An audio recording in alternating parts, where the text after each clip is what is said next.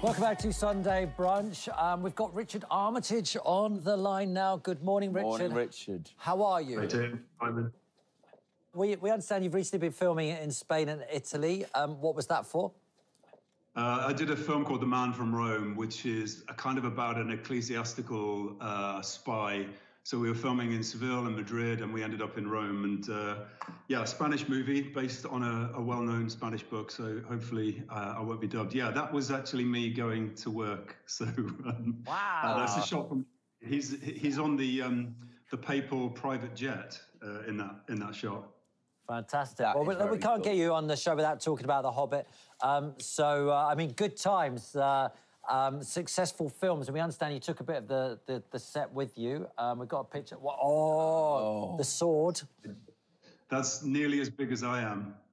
Wow. How was that getting through customs? Yeah, it was tricky. I mean, it's pretty heavy, I have to be honest. But no, it's a little bit of a fascination when people come round. They're always like, "Oh, can we pick up the sword? Can we pick up Orcrist?" And yeah, no, it's heavy. It's good. How was it acting in prosthetics? I always think when you're in prosthetics, it sort of makes the acting a bit more pure because it probably takes the ego out of it a bit. Yeah, a little bit. I think it's more to do with the preparation time because it takes about 3.5 hours to get into makeup. So you've kind of peaked by the time you get to set. But it was interesting because I've just worked with Jimmy Nesbitt on Stay Close, and I can't really remember what his face looked like without all of the latex and silicone on it. So it was actually nice to see him in the flesh as a human being. So. Do you know what? I didn't know where you're going there because I was thinking the same. Because I've watched Stay Close. Yeah. And he looks normal. I thought. Yeah. So it doesn't really look like that. Yeah. Wow. Let's talk about Stay Close because you brought it up. Tell us about it. It's your new thing. Yeah, it's another Harlan Coben thriller for Netflix. It's released on 8 a.m. in the morning on the 31st of December, so you probably will have already watched it. Yeah, it's based on one of his crime books, and it follows a girl called Cassie, whose past comes to catch up with her, and I'm part of the sort of buried secrets that she's trying to run away from.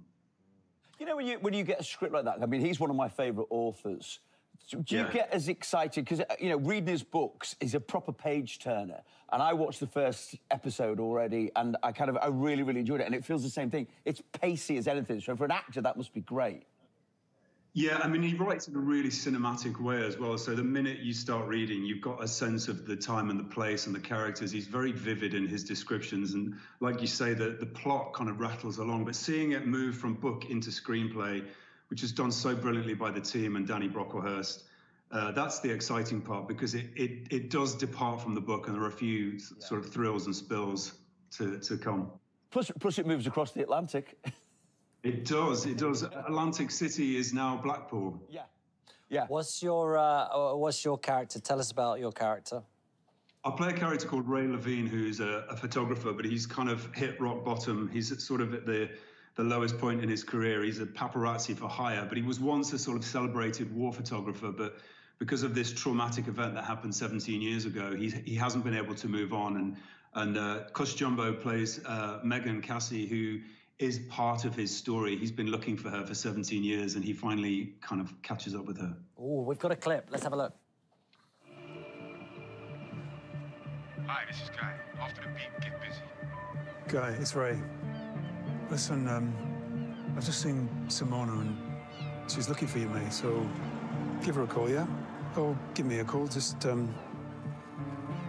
in touch. Look, I know it got a bit messy the other night. If I just call me. We saw clips of Jimmy Nesbitt there. You mentioned him. How was it working with him? Did you get a chance to go out and play golf? He loves his golf. I wish. One of the big regrets of my life is that I never learned to play golf. But no, it was great to see Jimmy again out of his Hobbit stuff. And also Joe Joyner, who plays his sidekick, Erin. You know, we worked together on North and South 17 years ago. And so, yeah, lots of old friends kind of coming together. So it was great. So what's next for you? What have you got? Busy year? Yeah, hopefully. I mean, in part of my resolution for this year is that during lockdown, I set up a production company. So I've slowly been guiding a couple of projects into development, and hopefully we'll see one of them come to fruition. I've been developing the crime novels of Joy Ellis and trying to create a crime series from the Jackman and Evans books. So that will be my focus. Oh, fantastic. And to see Steps in concert. Oh, yeah, Steps in concert, yeah, fantastic. Well, listen, I've got a couple of ideas on aliens, if you're interested, but I'll speak to you off air about that. Back away from this interview. Just kill your kind of connection now, Richard. That's probably the best bet. Thanks, Richard. Stay close. Available to watch on Netflix right now. Cheers, Richard.